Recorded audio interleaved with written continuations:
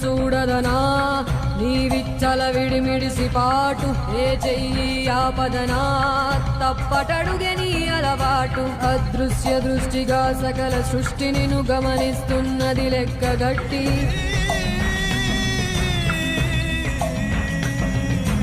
ఎంత బతుకు నీదెంత బతుకువో గుప్పెడు మెతుకుల కడుపు కొరకు ఎన్నాటలు వేటలు అవసరమా మనుజా